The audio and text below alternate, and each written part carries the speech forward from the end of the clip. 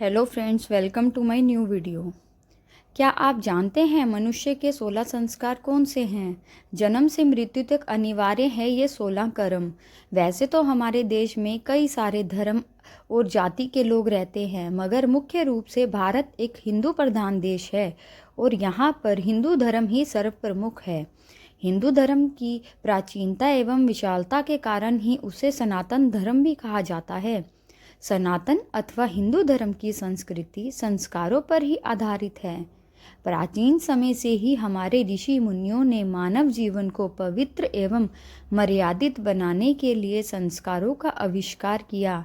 धार्मिक ही नहीं, वैज्ञानिक दृष्टि से भी इन संस्कारों का हमारे जीवन में विशेष महत्व है। भारतीय संस्कृति की महानता में इन संस्कारों का बहुत योगदान है। आपको बता दें कि शास्त्रों के अनुसार इस धर्म में कुल पवित्र 16 संस्कार संपन्न किए जाते हैं। हिंदू धर्म में व्यक्ति के जन्म से लेकर मृत्यु तक 16 कर्म अनिवार्य बताए गए हैं, जिन्हें 16 संस्कार कहा जाता है।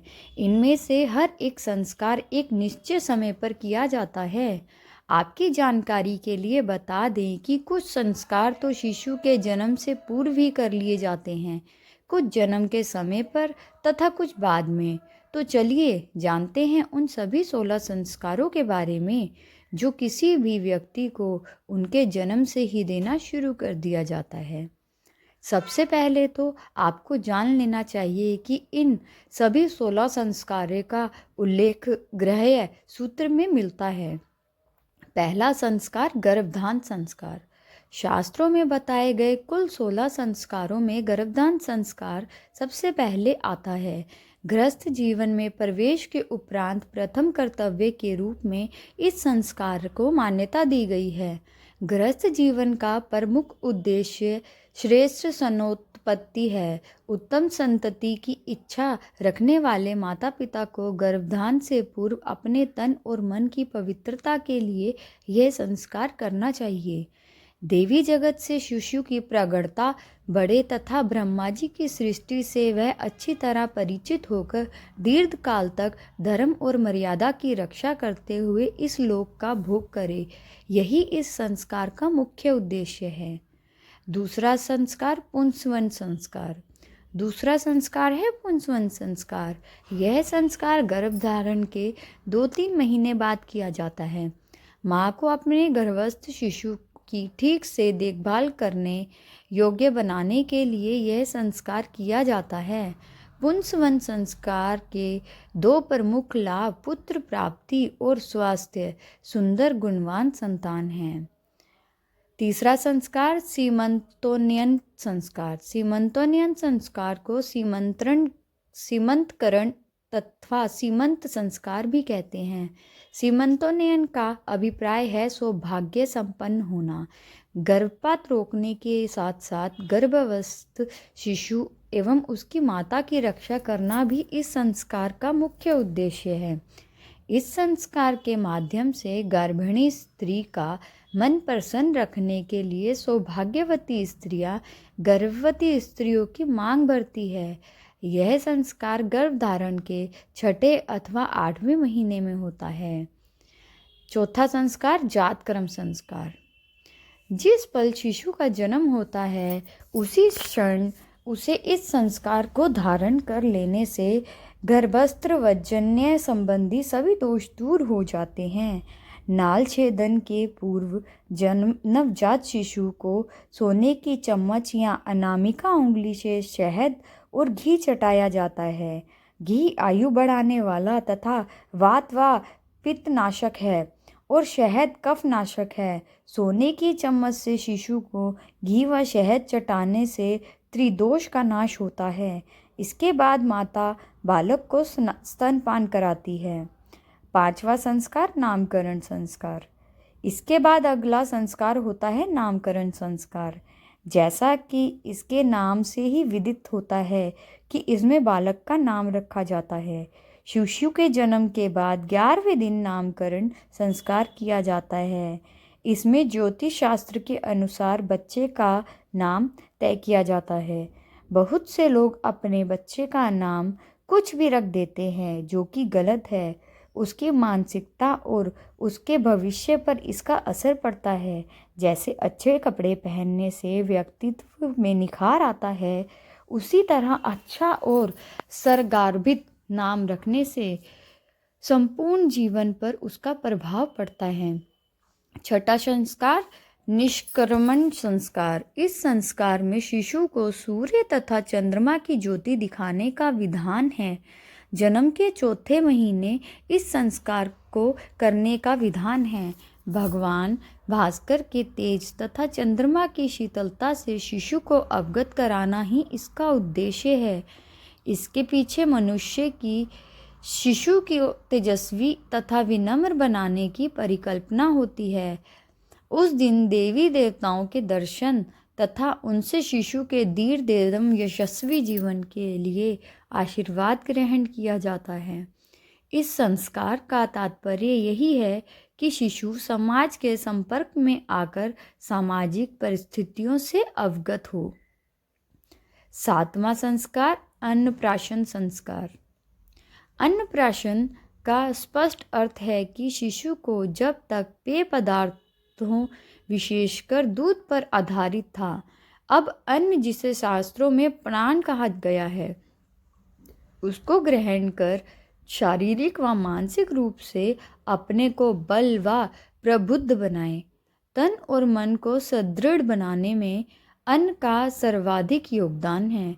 जब शिशु 6-7 माह का हो जाता है और उसके दांत निकलने लगते हैं, तब पाचन शक्ति तेज होने लगती है, तब यह संस्कार किया जाता है।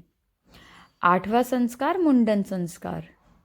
इसके बाद आता है मुंडन संस्कार, जिसमें शिशु की उम्र के पहले वर्ष के अंत में या फिर तीसरे या 5वें या फिर 7 वर्ष पूर्व होने जाने पर बच्चे के बाल उतारे जाते हैं, जिसे वपन क्रिया संस्कार, मुंडन संस्कार या चूड़ाकर्म संस्कार कहा जाता है। इस सारी प्रक्रिया के बाद शिशु के सिर पर दही मक्खन लगाकर स्नान करवाया जाता है व अन्य मांगलिक क्रियाएं की जाती है। धर्माचार्यों के अनुसार इस संस्कार का उद्देश्य शिशु का बल, आयु व तेज की वृद्धि करना है। 9वां संस्कार, कर्णवेध संस्कार। कर्णवेध संस्कार का अर्थ होता है कान का छेदना। यह संस्कार जन्म के 6 माह बाद से लेकर 5 वर्ष की आयु के बीच किया जाता है। माना जाता है कि ऐसा करने से सूर्य की किरणें कानों के छेदों से होकर बालक बालिका को पवित्र करती है और तेज संपन्न बनाती है। 10वां संस्कार, उपनयन यज्ञोपवीत संस्कार। शास्त्रों में बताया गया है कि इस संस्कार के द्वारा ब्राह्मण, क्षत्रिय व वैश्य का दूसरा जन्म होता है। बालक को विधिवत यज्ञोपवीत अर्थात जनेऊ धारण करना इस संस्कार का मुख्य उद्देश्य है। जनेऊ में 3 सूत्र होते हैं, जो कि त्रिदेव यानी कि ब्रह्मा, विष्णु, महेश के प्रतीक माने जाते हैं। इस संस्कार के द्वारा बालक को गायत्री जाप, वेदों का अध्ययन आदि करने का अधिकार प्राप्त होता है। 11वां संस्कार, विद्यारंभ संस्कार। जब शिशु की आयु शिक्षा ग्रहण करने योग्य हो जाए तो उसका विद्यारंभ संस्कार कराया जाता है। इसमें समारोह के जरिए बालक में अध्ययन का उत्साह पैदा होता है। वहीं दूसरी तरफ अभिभावकों, शिक्षकों को भी उनके दायित्व के प्रति जागरूक कराया जाता है। 12वां संस्कार, केशांत संस्कार। केशांत यानी कि केश या बालों का अंत करना। बता दे कि विद्या अध्ययन से पूर्व भी केशांत यानी मुंडन किया जाता है।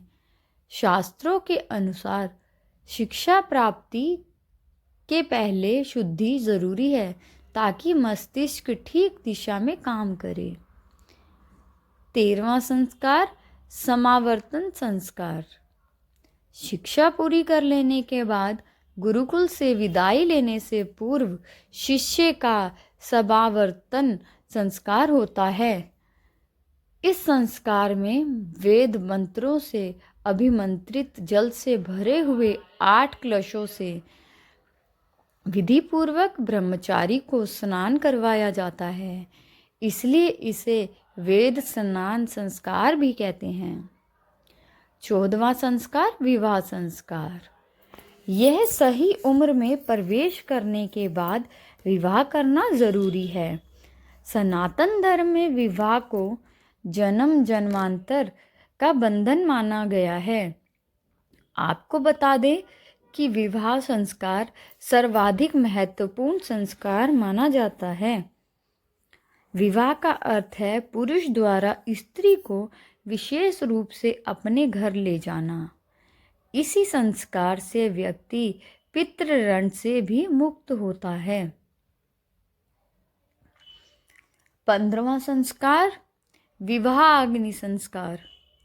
जब विवाह संस्कार होता है उस दौरान हवन करते वक्त कई सारी क्रियाएं जिस अग्नि में की जाती है उसे आवसथ्य नामक अग्नि कहते हैं और इसे ही विवाह अग्नि भी कहा जाता है।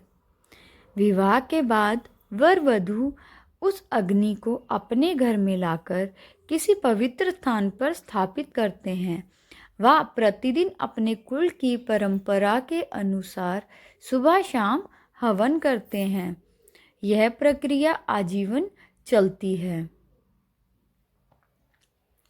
16वां संस्कार अंत्येष्टि संस्कार। आखिर में आता है अंत्येष्टि संस्कार। हिंदू में किसी की मृत्यु हो जाने पर उसके मृत शरीर को वेदोक्त रीति से चिता में जलाने की प्रक्रिया को अंत्येष्टि क्रिया अथवा अंत्येष्टि संस्कार कहा जाता है। हिंदू मान्यता के अनुसार यह 16 संस्कारों में से एक संस्कार है। अगर वीडियो पसंद आई हो तो मेरे चैनल को लाइक, सब्सक्राइब और शेयर करना। Like, subscribe and share my YouTube channel. Thank you for watching.